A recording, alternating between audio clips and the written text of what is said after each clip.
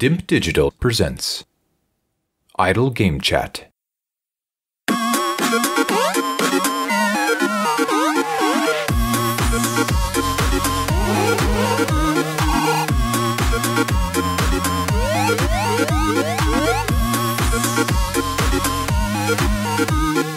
Hello, Apps here from Dimp Digital and welcome to Idle Game Chat. This is the weekly video games podcast where we give our impressions of the video games that you can play today, react to the latest gaming news, and also sometimes give updates to our Fantasy Gaming League Championship, which is what we're here to do today.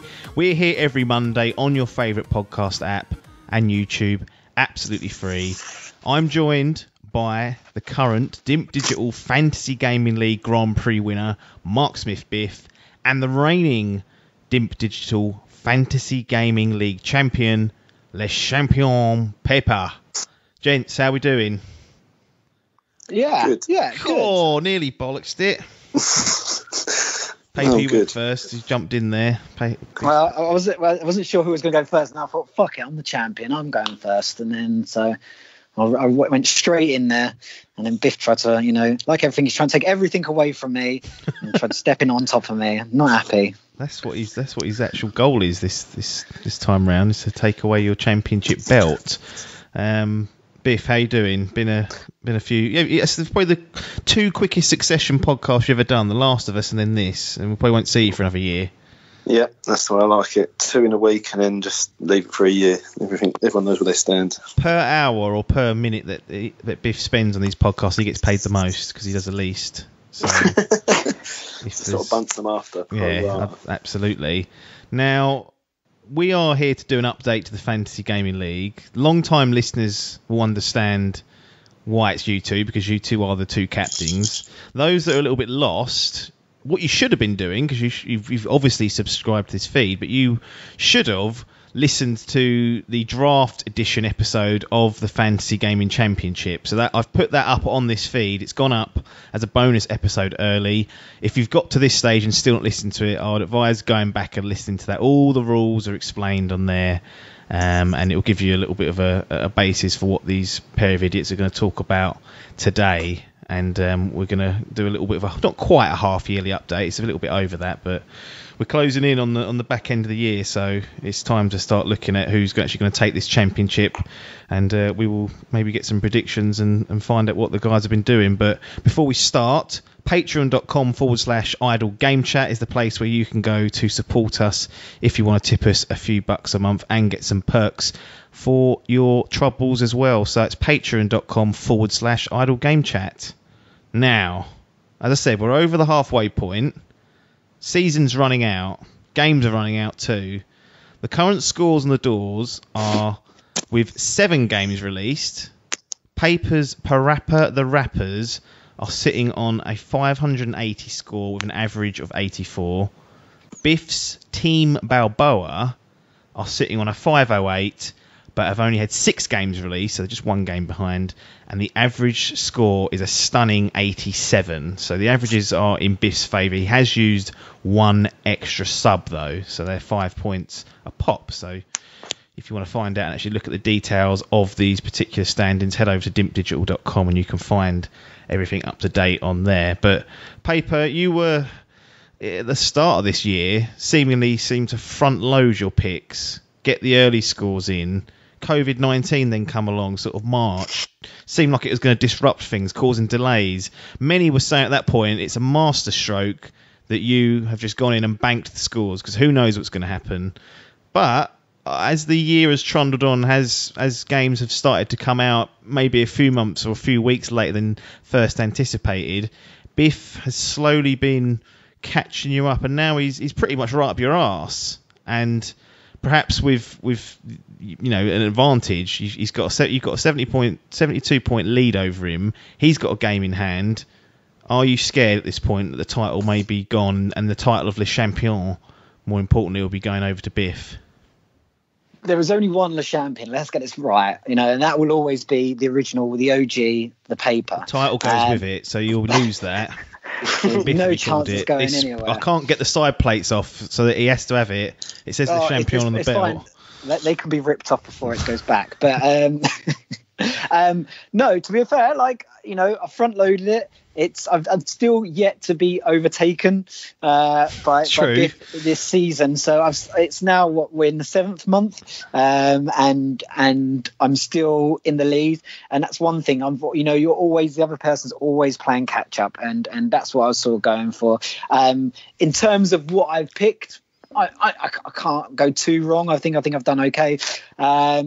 It'd be unfair of me to say to Biff if I didn't feel a little bit uncomfortable if his nose was a little bit close to my arsehole, but it's definitely getting closer. I think he enjoys that, believe it or not, in all walks of life. So yeah, exactly. Like this time last year, Hall had really titsed it up early doors, and I really had everything, you know, just in my favor, whereas this year it's as you mentioned, it's extremely close. It's in the grand scheme of things, there's about a 9-point difference if on the average sort of front. So that could go anywhere over the remaining games, and we'll get into that, I guess, a bit later. But yeah, it's a little bit uncomfortable, but as a true champion, I relish in uncomfortableness, and come the end of the year, once I've had that title still in my hands, and that title stays into my hands into 2021, people will not question me again.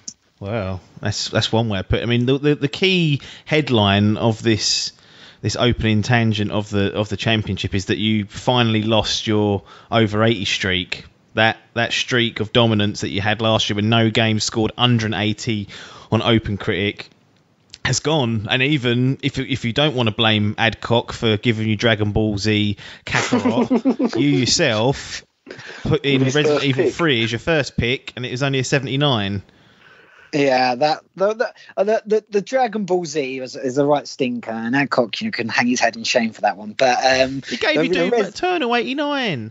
Yeah, well, if you average it out, it comes to about 80 for both games. So, but yeah, the 79 was one that I think it would have been in someone's team eventually, and I feel like after Resi 2 last year and the way that scored, it's a little bit unlucky. Maybe it's I feel like it was struggling a bit from the hangover of Resi from the previous year, and they built both next to it, and it probably therefore didn't move on enough for critics to go, look, they're taking it to the next level. It's pretty much not a copy and paste, but very similar. So it didn't really, it's that whole thing with franchises, like Assassin's Creed, it just keeps going on, and it sort of dwindles in the ratings until they do something different, and then it goes back up again.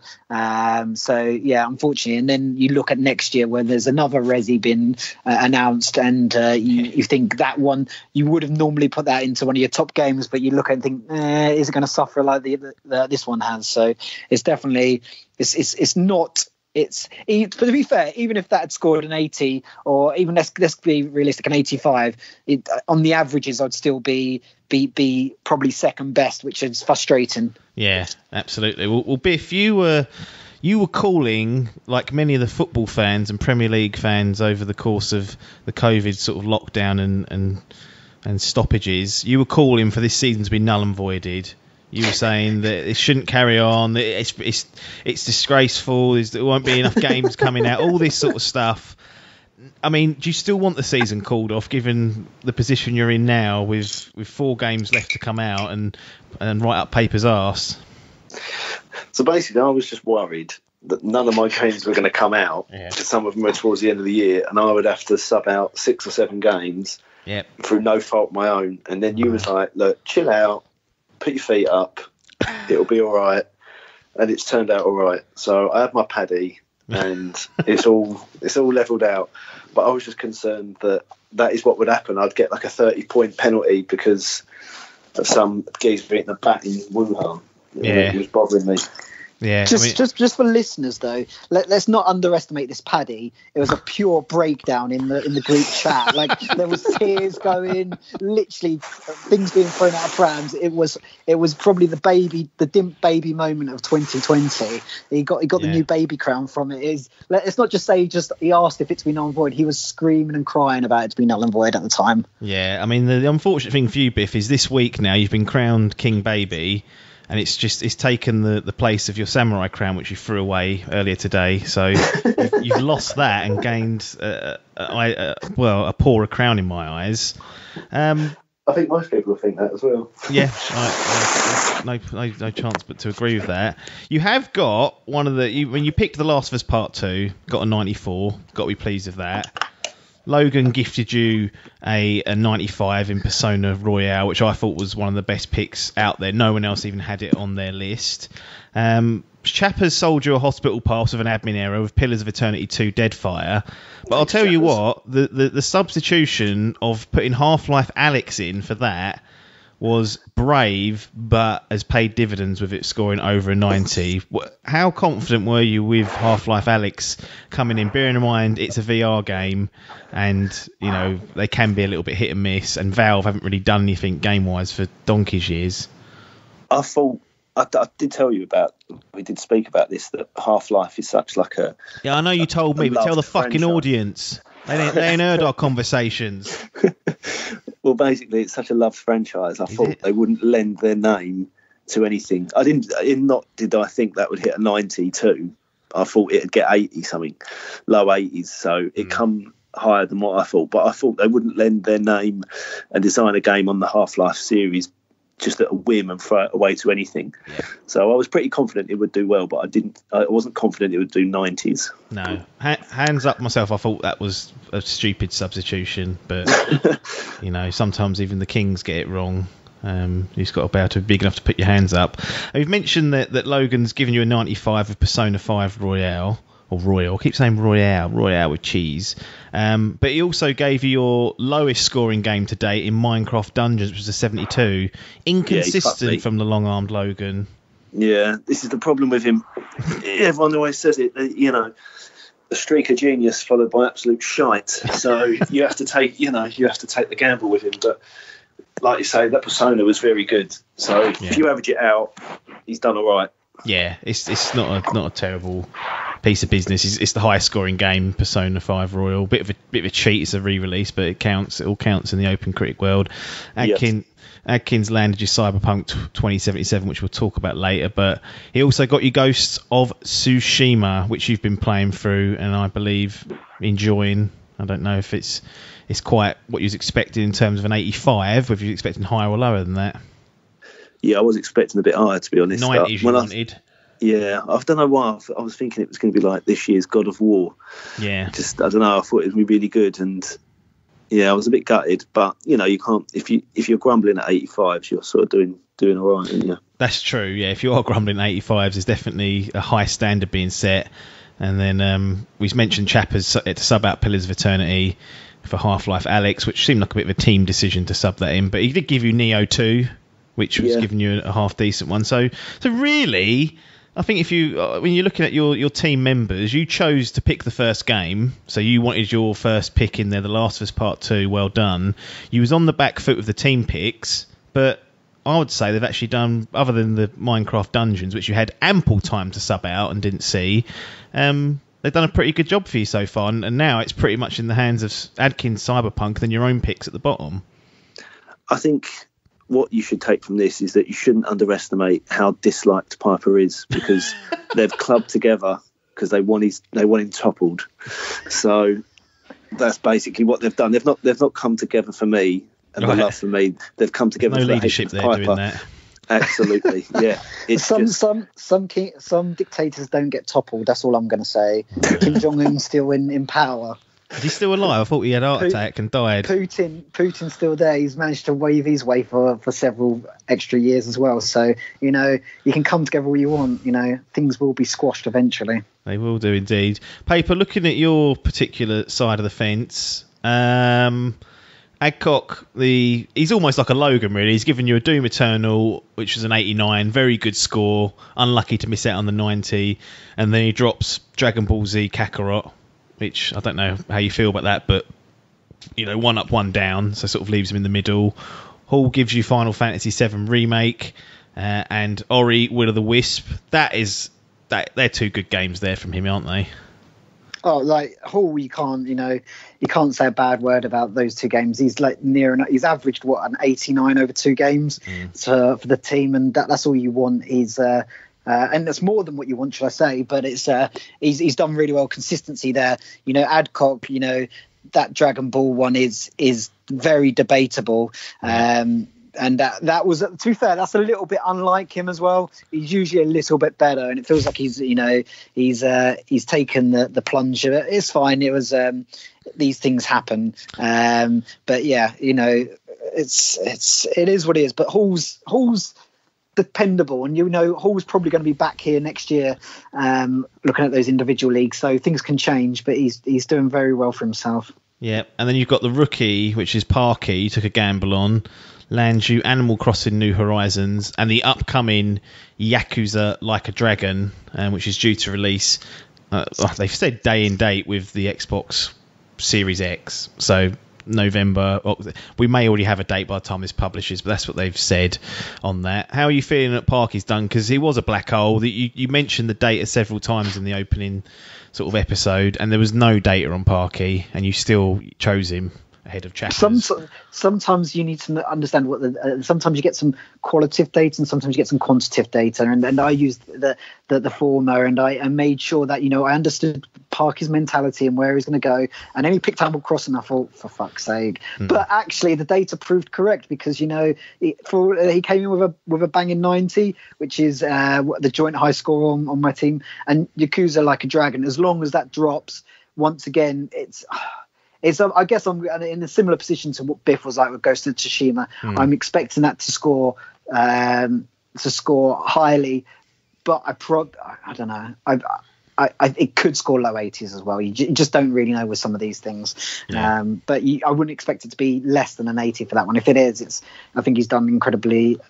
He's been very unlucky with that one. Yeah, I mean, they typically score well, the Yakuza games. Like a Dragon is a bit of a reboot. They're changing from full-time sort of real-time combat to turn-based.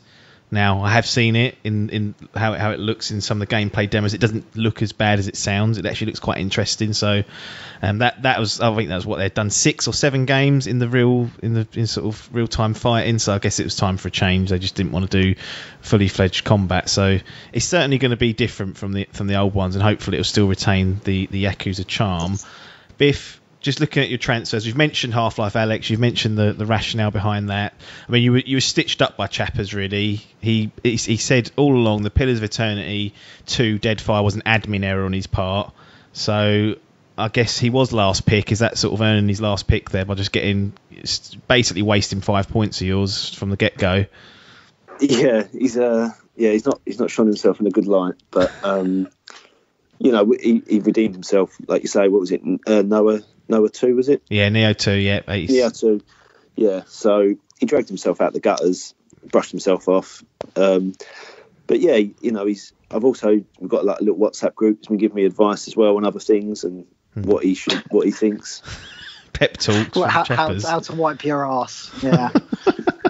Real life. It's just a team game. It's this thing. It is semi-team, and it's a good blend of leadership and team for sure.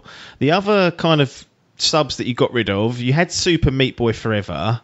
How does that game keep popping up in these fucking lists? Adcock had it. I think he had it last year as well, and then you've had it this year as well. It's been there 3 times in 2 years. What's going on with that game? Why does it keep getting picked? Because Super Meat Boy had done really well. That's about 8 years ago. That's the problem. I did think it keeps coming out, but it doesn't. They just won't release it. I checked earlier. There's still ain't a release date on that. So I don't know what the fuck's going on there. At least you'll see that next year then. Yeah, at least you got rid of it. I mean, you shifted it for the upcoming Tony Hawk's Pro Skater 1 and 2 remaster jobby. How are you feeling about that? Because that's a great nostalgic series, but will it play ball in 2020 and get the scores that you desire? Well, I'm sort of hoping that it does. It sort of reenacts what happened with Resident Evil. But Resident Evil 2 and 3 were designed together, meant to be released together, and they separated them, and I think that's what stunned Resi 3 out of a good score. You're right. So I'm hoping the double package. Yeah, we'll boost it up a few points. Yeah. And like you say, the nostalgia hit, and they've upgraded the graphics, and there's new sort of, I think it's an online mode as well, if I've read correctly. They're adding all sorts to it to make it sort of modern, I guess, so that you can play online. And so I'm hoping it has enough modern and enough nostalgia to mix it together, and the fact it's 2 games as well. Yeah, it's the bottom game on your list as well. So at that stage, people are sometimes struggling for bits, but that's got a release date of September this year. And then the other substitution you made, you had Marvel's Avengers on there. I can't say I blamed you for getting rid of that because it was radio silence for like the first half of the year. They have in the last month or so, this is after you subbed it, given a release date, 4th of September. They've shown a few demos. Have you even looked at Marvel Avengers since you got rid of it, or is it once it's out the team, it's not even a consideration? There's no point even looking at it. No, I did look at it, and after I watched the gameplay, I was like, I think I've done a good choice there, because I thought it looked pretty shit, to be honest. I think it might sell well for children, but I don't think it will score well. Yeah. So I think I made the right choice in getting rid of it. Well, you replaced it with Assassin's Creed Valhalla, and I sent you a 6-minute gameplay demo of that, and you weren't impressed with that either. So is that now a worry? A little bit, yeah. But they haven't scored too bad, the new Assassin's Creed games, but I hope there's enough, because they've done this before where they just released the same thing over and over and just reskinned it, and then it just turned to shit. So I'm hoping that Ubisoft aren't going down the same fucking path. Yeah. I do like the setting of this one, like in England with the Viking invasion. Like that's a lot different to like Egypt and ancient Greece, which are basically like sand dunes, pretty much. So it'd be nice to be roaring around in Norwich or somewhere, slicing people up. But Vikings is definitely a game I'm up for. But you're right, the newer ones haven't scored too bad. I think as long as it's not a technical mess, it should be all right. Yeah. And you'll get away with that one.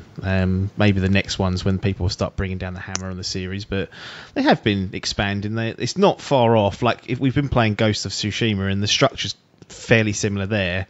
And that's getting 85s, and so you hope it wouldn't go too far off that, but we'll have to wait and see with that. No. Paper, you've made 2 substitutions. They're both your own personal picks, so you haven't had to manage your team at all. As we mentioned, Biff was unlucky with Chapper's admin error, otherwise potentially he wouldn't have had to do it either. But you had is this the Amazon MMO, was it New World? Is that Amazon's one? Yeah. You had that in there. That's one. You've played the alpha or some sort of pre-release package of that, and after you played it, you threw it in the bin. You got rid of it. So what happened there? Sometimes you just got to cut your losses, haven't you? You got to get shit? that data. It will be a good game, but it's just it was meant to come out earlier this year, or it was already meant to come out, and the gameplay of it was just nowhere near ready, and it would have just got absolutely destroyed in the critic ratings because it's just a buggy mess, basically. And then they didn't push it back because of obviously COVID, and then they've just recently, the last week or so, announced they pushed it back to 2021. So it was good to get rid of it. I've still got it on pre-order because I think like Dave and anyone who loves an MMO, there's not many good upcoming MMOs out there, and this has the functionality. This has the ability to potentially be one that you could spend a bit of time in and get into enjoy, as long as they do it right. And they just need to get rid of some of the buggy stuff. But it is now, as you said, when I was playing it. But it needed to be now for a lot longer and not being released anytime too soon. So I'm glad they pushed it back because it'll be a better game for it. That one was definitely right for the job. Will it appear on next year's list without sort of showing your hand? But would you be tempted to go back to the well if it got a spring 2021 release date, maybe a beta in the winter late this year that sort of solidified things? Would you be tempted to go back to it, or was that a bit of a risky proposition that you don't want to be messing around with anymore? I think it's I think it's risky. I feel like people in the MMO industry are generally quite critical. Yeah, critical. That's what I was going to say. Fussy is a good word. Fussy prats.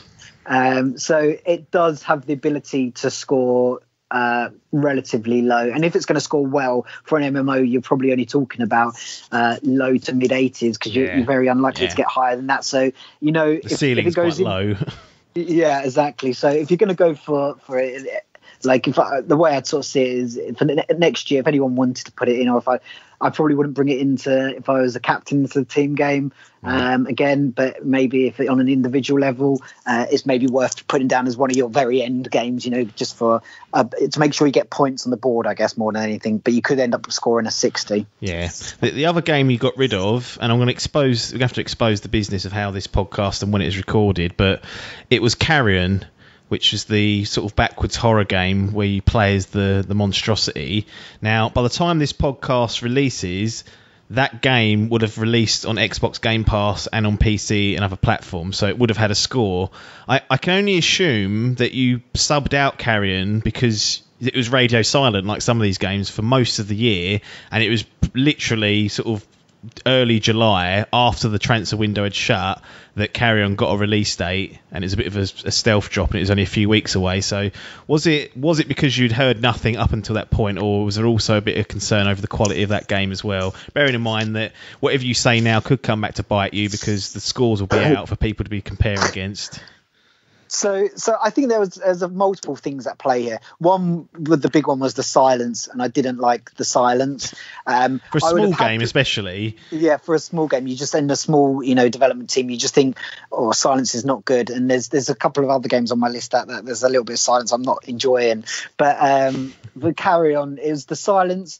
Generally the feedback from people playing it has been relatively positive. However, I just also wasn't 100% sold on how well it would be taken by the team. And the thing that sort of sold me the thing that put me in this position was the drop of Paper Mario, the Origami King, came out to be subbed in at the time we had the substitution open.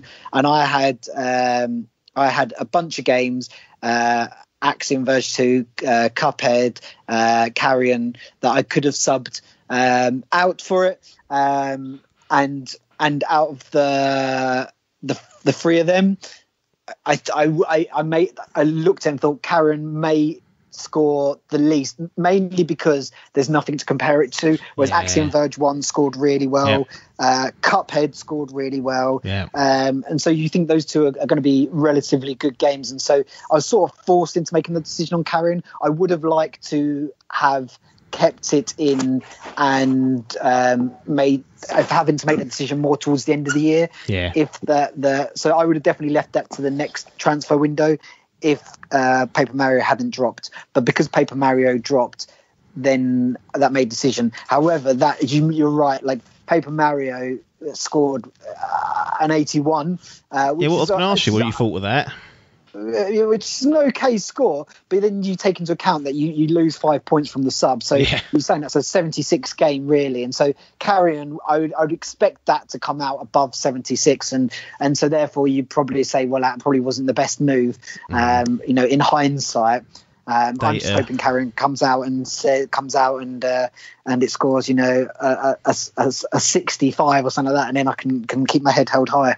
Yeah, I mean, we'll all find out. By the time this goes up, we'll know whether that was the correct decision or not, and whether Paper Mario has been a worthwhile transfer. I want to say with Paper Mario coming in, it's one of the, along with like Half-Life Alyx, one of the transferred games in. I was a little bit disappointed with the Paper Mario score. I was expecting high 80s for that, and then I was actually willing to go in and buy it if it was going to get, because I've never played a Paper Mario game, but to see it come out as an 81, it felt a bit like Pokemon from last year, where it didn't quite get the higher scores that the Nintendo games have historically got on the Switch.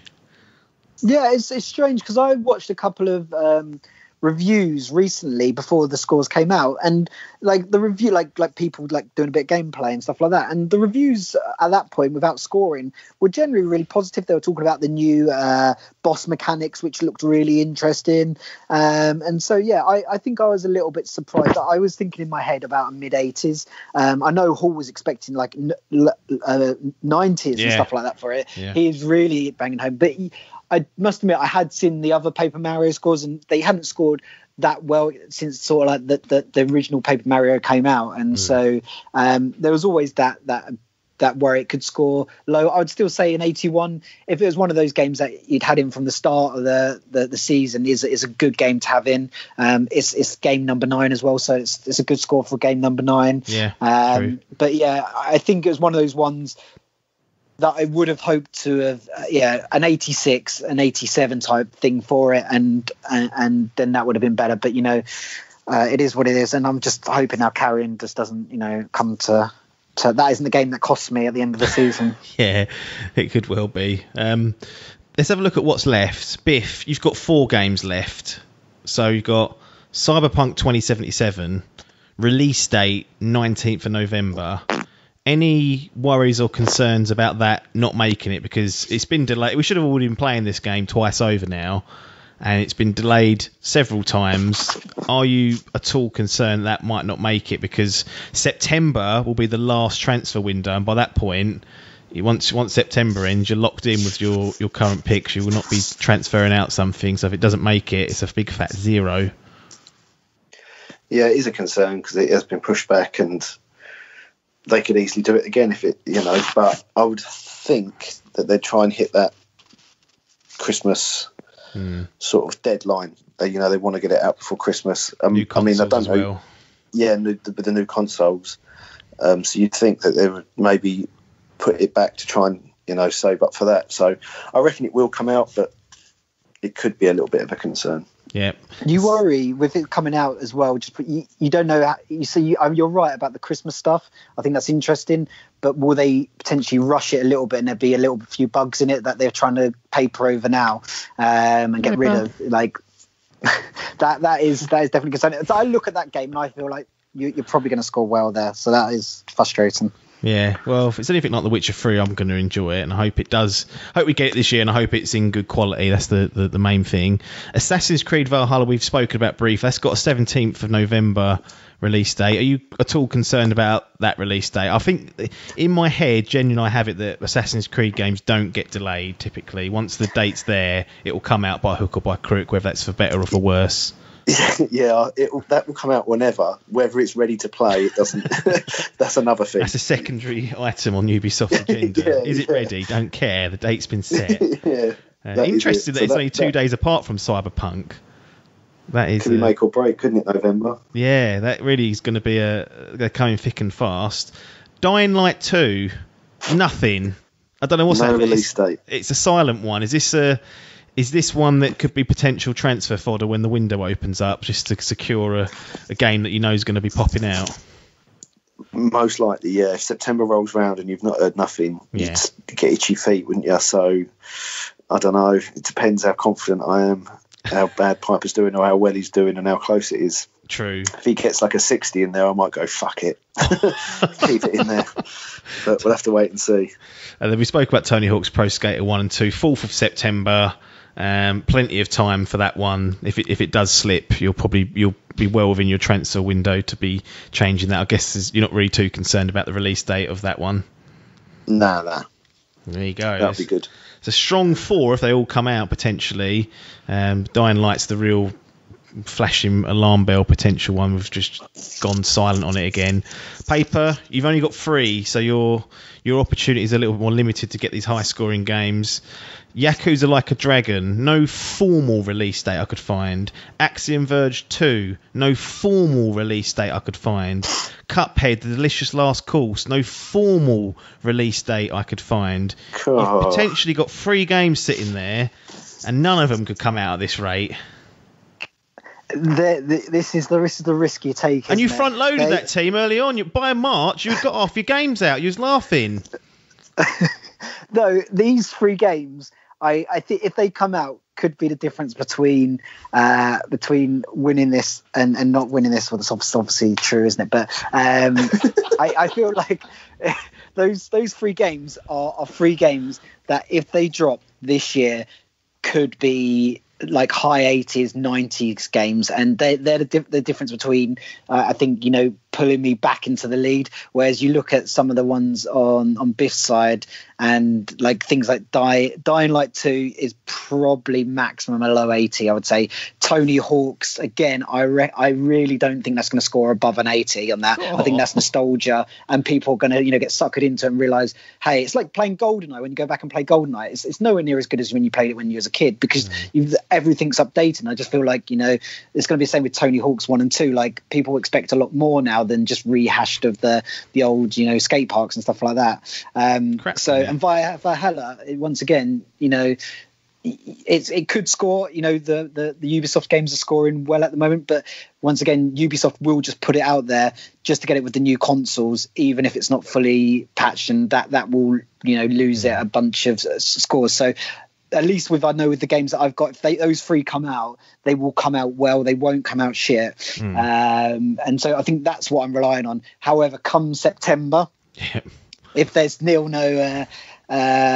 sell by date for them or release date, then you probably will see us, or you'll see me starting to tweet the developers saying, "Oi, come on, guys, get these games out now.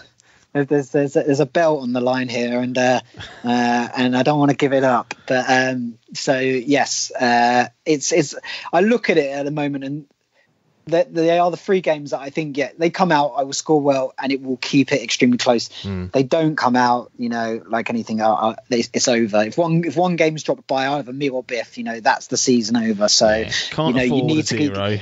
No, exactly. You need a score on the door. So the worst comes to worst, it gets subbed for something that comes out at an 80 or something, and you just hope Biff, one of his games don't come out, or something gets pushed back like Cyberpunk. Though, as I said, I don't think that'll happen. But that's the way I'm looking at the moment. I think these 3 come out, that'll score really well, and it'll be an extremely close finish. That's what I'm sort of thinking at the moment. Yeah, it'd be great if all of the games we've just spoken about, they're all made 2020 and there were no more subs and it was just down to the wire, because I tend to agree with you, Paper, that it would be very close. I don't know if I'd better call it either way.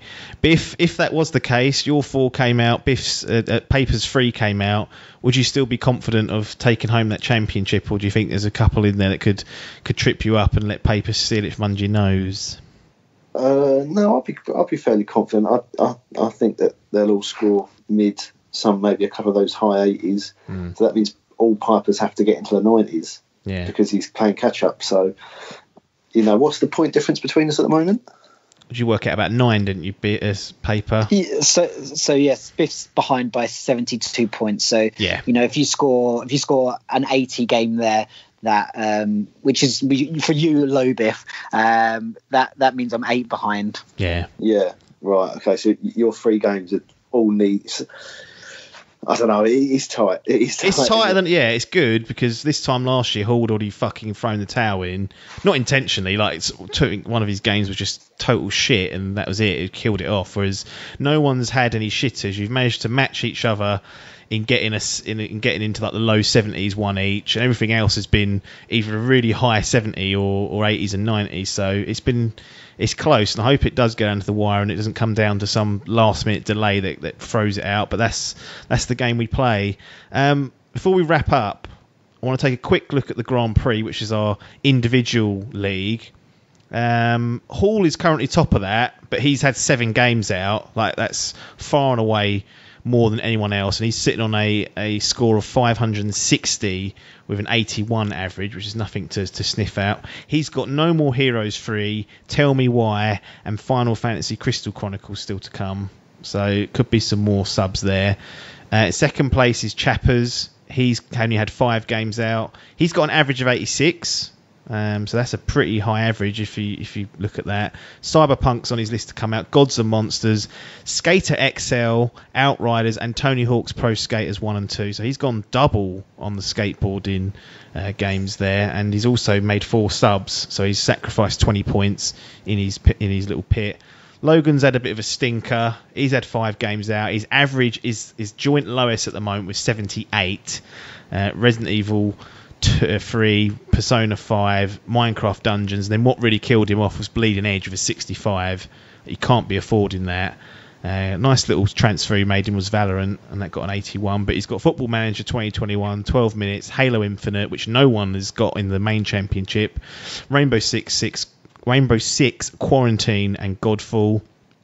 Adkins has the highest average, 90, but he ain't had many games out. He's only had 4 games out, and he's still got 2 blanks in his roster that he needs to fill out. So he's still got 10 points to flush away. But listen to this for a little set of games. The Last of Us Part 2, 94. Ghost of Tsushima, 85. Dreams, 90. And then Xenoblade Chronicles Definitive Edition, 89. That is a stunning set of 4 games. Just a shame he's handicapped himself by not getting 10 games out. I mean, he can still pull it back. Got Mafia Definitive Edition to come. Spider-Man Miles Morales, Marvel's Avengers, Watch Dogs Legion, and then, like I said, 2 blanks that he's going to have to come up with something in September. The rookie Parky, he's got 7 games remaining, so he was a bit of an early flyer as well. Average of 85. Still got Yakuza Like a Dragon to come out, Spelunky 2, Cuphead Delicious Last Course, Dying Light 2, Assassin's Creed Valhalla, the new Call of Duty game, and Lego Star Wars The Skywalker Saga. He's made 2 subs already. And Adcock, well, Pac-Man I think's thrown in the towel in all honesty. He's had 2 games out and he's got an average of 78. That's fucking diabolical from Adcock. Dragon Ball Z Kakarot was the game that came out as his first pick, and then Tokyo Mirage Sessions FE Encore got an 83, which was actually pretty good in the end. But he's got some tit on here. Listen to this. Breath of the Wild 2, not coming out, were you in the fault? Bayonetta 3, disappeared. Metroid 4, don't even know if it exists anymore. Overwatch 2, not coming out. Super Meat Boy Forever, that's 5 that are just not going to come out. I think he's done. He may end up with a wooden spoon. He'll fucking deserve it, that diabolical mess. That was, like you, Paper, basically. That was a full list of risky biscuits, and none of them's paid off there. And it's you can have risky biscuits if you're prepared to make subs, but he just feels like he's not. No, he has just sat there and stared at it. Like it feels like it's just too. Yeah, it's just too big a job for him to even upheave and redo. But Paper, any predictions on who's going to win that? I mean, Hall's leading it, but his average compared to some of the people behind him isn't as high as what it started off being. He's certainly, trailblazed off, but he's only got 3 games left. Other people do have opportunities if they can get the games out. Yeah, to be fair, looking at it, Adcock's probably ruled out. Yeah. I would say Adkins is probably not going to get there either, and I'd probably look at Logan and say it's probably not going to happen for him either because of some of these scores. Yeah. So that sort of leaves 3 people, which is Hall, Chappers, and Parky. Parky's an interesting one. He's only had 3 games out, but the rest of his stuff on his list, if that comes out, they're going to score relatively well. So he's, as long as he doesn't get the delays, he's going to do okay. I think, though, I would imagine something's going to go wrong there. So then you leave sort of Hall, which I think it's sort of in his hands to sort of lose at the moment. I mean, Chappers, it's the dark horse.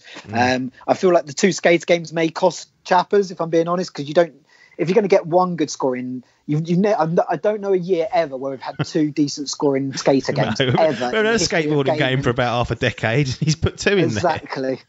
Exactly. So that is real. That's a real worry, I'd imagine, from his part. However, I'd probably if I was going to put money on anyone, I'd say it's Halls at the moment to lose. But I'd like to be proved wrong and see someone else come back here and give it a go at the team game. But it looks like Hall for me. Yeah, Hall. Okay. What about you, Biff? You in the Hall camp as well? Do you think there's potential for someone else to upset the apple cart? I really want Parky to win. I don't know. I just hope no one he's not had any sort of past or experience in it. He's no fanfare, nothing. Nothing, yeah. Shooting from the hip, scoring well. Piper poo-pooed his fucking Animal Crossing game. You went, watch this, bang, top bins. That is true, Paper. You said you was livid at Animal Crossing. It's dropped you a nice 90 in your team. I was just, false hope. That's what I was doing. Just keep the morale low, and then when they get it, they'll have that high boost. So you said you'd like to see Parky to win, but are you going to put your money there? No, I reckon Chappers will take it. Oh, cool. I've got a feeling he will. I know you sort of shat on the 2 skating games, but I think Tony Hawk's will do all right. And that Skater XL looks really good. I was tempted to put that in my games because I've seen the way that you control the board, and it's quite intuitive. I think I'll do quite well, to be honest, if they can make a good game out of it. Do it, Biff. Put it in. Go on. Put it in. Take something out and put it in. Put your money where your mouth is. I think it'll be out. It'll be out before the transfer window opens. Otherwise, you may have had to egg him into that. Well, that's it, gents. That'll do for our little fantasy gaming league update. I guess the next time we'll be back is probably to wrap all this up. Certainly closer than last year's in both the Grand Prix and in the championship game. I'm looking forward to seeing how this pans out and seeing what happens in September, whether anyone starts blinking and just starts trying to pile in safety games just to get their 10 sorted. But you boys so far have played an excellent couple of games against each other, and it's a shame we can't do it every year with you two, because other people have not stepped up to the plate. They've washed themselves out and made it easy for Paper, and Hall retrospectively before that he had a fucking easy ride. So this is a good one. It's a close one. I hope it goes down to the wire. Squeaky bum time in the Dimp Digital Fantasy Gaming League Championship. I'll bid you to adieu and thank you for your time, and then everyone else who's listening, thanks for your time, and ta-da.